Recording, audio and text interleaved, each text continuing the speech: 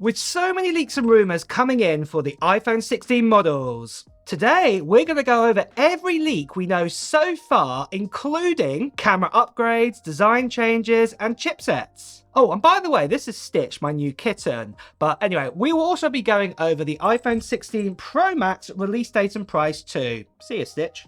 So it's crazy to think that we are now in February and we'll have the new iPhone 16, 16 Plus, 16 Pro, 16 Pro Max, and even the possibility of a new iPhone Ultra Model 2 in around about 8 months from now. Today, like I said, we're going to do a full review of all the iPhones, aren't we? We're going to cover over the iPhone 16 all the way up to the iPhone 16 Pro Max with everything we know so far about them. So should we get started with the iPhone 16 normal, shall we? So then, with the iPhone 16, the actual design of it's going to be very similar, unfortunately, to what we've had with the 12, 13, 14, and 15 series. It's going to be a 6.1 inch, but it's going to be a new OLED display with a resolution of 2532 by 1170. And the great news is, it's looking likely that we've heard in reports, for the first time, we will get that 120Hz ProMotion at last on a normal iPhone 16. We will also be getting the action button added this time, and also the brand new spatial video button, what I've also covered about in previous videos. We'll also be getting 8GB of RAM this time, what's DDR5X. The storage will be starting at 128GB, going all the way up to 512GB, and this time Apple are actually going to be making an A18 chipset. There will be no normal A17 chipset being made, it's going to be a normal A18, what we've been told, and it'll have 4 efficiency cores, 2 performance cores, and 5 core GPU. It'll be an aluminum body or an aluminium body, dual camera setup, and that will have a 48 megapixel wide and a 12 megapixel ultra wide inside of it. And the battery at the moment, what we've been told, it's going to be a 3349 milliamp battery size, and the base model coming at 128 gigabytes will be starting at $799 US. Next is the iPhone 16 Plus, and let's see what we got there. So the 16 Plus again will be very similar to the previous iPhone 15 Plus, so it'll be 6.78 inch display, new LED display, a resolution of 2778 by 1280, again 120Hz ProMotion display for the first time, that action button and also that new spatial video button.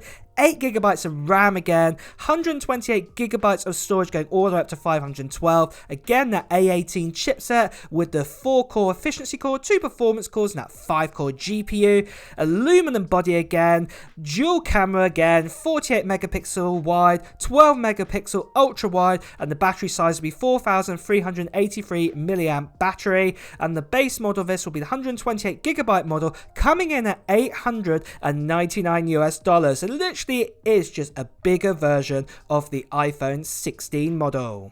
Now, let's move over to the iPhone 16 Pro series and let's see what changes are going to be coming along here. So the great news we've been told for the 16 Pro is we're going to be getting an updated design with a 6.3 inch display this time. Instead of a 6.1, it'll be a new OLED display, 460 ppi, 120Hz ProMotion, the action button, that brand new spatial video button too, 8GB of RAM again, 256GB storage starting at going all the way up to a possible 2TB this time. We'll also have the A18 Pro chipset, we'll have 4 efficiency cores, 2 performance cores, and a 6 core GPU. Again, it'll be a titanium body, but the triple camera setup this time will be a 48 megapixel ultra wide and wide, and also will feature that 5 times zoom and LiDAR sensor. At the moment for battery, it's looking like it's going to be a 3274 milliamp battery size, and it will be the base model 256GB model coming in at $1,199 US.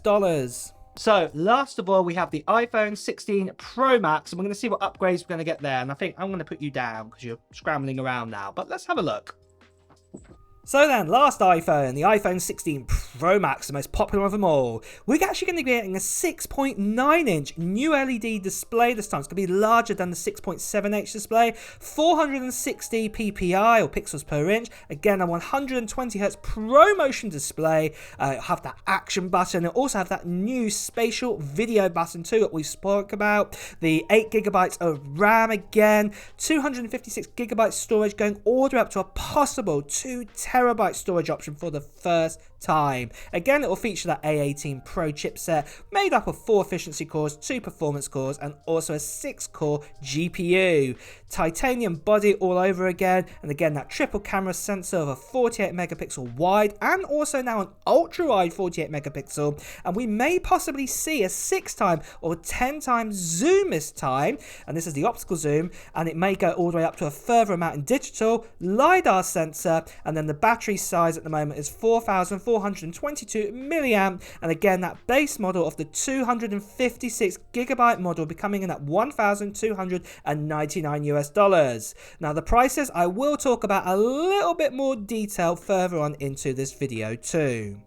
And with that, before I continue on, now is a good time more than ever to mention that all leaks and reports that you see here are not 100% proof that they will come true with the new iPhone.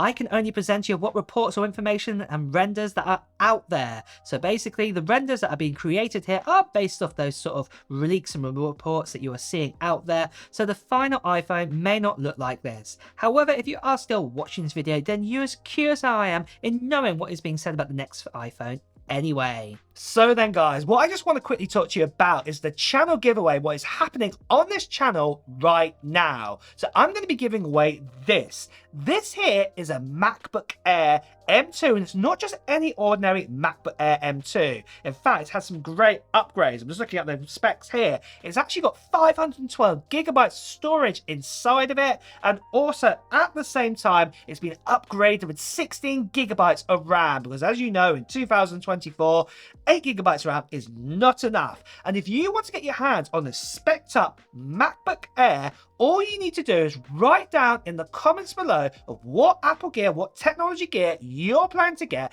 in 2024 to enter into this giveaway. And also at the same time as well, it's an international giveaway. Make sure if you are brand new here that you subscribe to this channel and hit that notification bell, because I'll be announcing when a live stream is going to be happening to reveal who the winner is of this MacBook Air, and you won't want to miss out on that. So make sure you do that right now. Now again, I'm going to have to say that sadly there's still loads of scammers, spammers, people impersonating me, telling you to WhatsApp them, Telegram them, all sorts of things like this, and telling you to pay for shipping. This is not me. I'll be paying for shipping on this international giveaway. So please do ignore them, or better still, as you can see here, please do report them. And with that over, let's now talk about the release date. Now for release date, as it's so early, we cannot fully predict the exact date of when it will be for the iPhone 16 Ultra. However, one thing we can be sure of, just like the iPhone 15, where we actually had the Wonderless event actually happening in September time, it is most likely it's going to be exactly the same for the iPhone 16, just like it was for the iPhone 14, the 13 and the 12 as well. Normally all of these events happen around September time unless something really big is happening in the world to prevent it from happening, just like in 2020 with COVID-19. But without this then, generally speaking, Apple like to do their event around about mid-September time or the earlier sort of mid-September time, and then normally release their sort of iPhones around about 10 days later. So at the moment, predict that it'll probably be around about sort of mid-September, and then probably a week later, so in the early sort of 20s of the sort of September time, that you'll be able to get your hands on the brand new iPhone 16 models. But of course, as we get even closer to the actual release date, I'm sure more details will come in of the actual date of when it's going to be happening, and of course I will let you know when the exact date is going to be. So next of all, let's talk about the price. Now, this is something what's been a bit controversial over the years, where we've having that Apple keep increasing their prices of their products, especially like with their iPhones. Well, I think that depends on where you are in the world. So in fact, if you've been living in America all this time, the iPhone 15, the iPhone 14, the iPhone 13, 12, 11 has actually always been the same price throughout the years. The actual price has never actually changed, even though inflation's happened, and especially in the last year, inflation's gone through the roof. Apple have actually managed to keep the prices the same, and this has been the same for the actual Pro Series 2, except for maybe the Pro Max, where they actually stopped making the 128GB model, but they made the 256GB model, but that was the same price as the 14 Pro Max and also the 13 Pro Max, for example. So really, it hasn't really changed. It was just they got rid of the starting model. But one thing that I would also like to add into this is the likes of the Galaxy S24 Ultra. Now, we did see a price increase this year by about $100 more for it. And I think that Apple, they've kept their prices the same in the US dollars for the same for multiple years, and it might be the first time it might go up by about $100 or so on, say, a Pro model, and maybe by about $50 on the normal models. Now, I know all of you are going to whinge and say that's unacceptable, it's not good, but like I said, the cost of living has gone up, and Apple do have to make the same amount of profit for their iPhone, so it's probably going to happen. Now, unfortunately, it does mean if you don't just live in the US like me, I live in the UK, or if you live in Europe or any other parts of the world, it does also mean that depending on how your currency is reflected against the US dollars and also import fees and things like this, it could mean that it could cost more for you or could cost less. It depends on how your currency weighs up to the US dollars and also on taxes and everything like that. At the end of the day, Apple have to make this exact same amount of profit for every iPhone they sell, no matter where it is in the world right now. So that's what they have to do there. But with that, guys, it's time to also wrap up this video. So if you have enjoyed watching it, please do press the like button, and also make sure you subscribe to this channel, because you will hear the latest on Apple news, reviews, and comparisons. And with that as well, guys, I will see you really soon. Take care. Bye bye.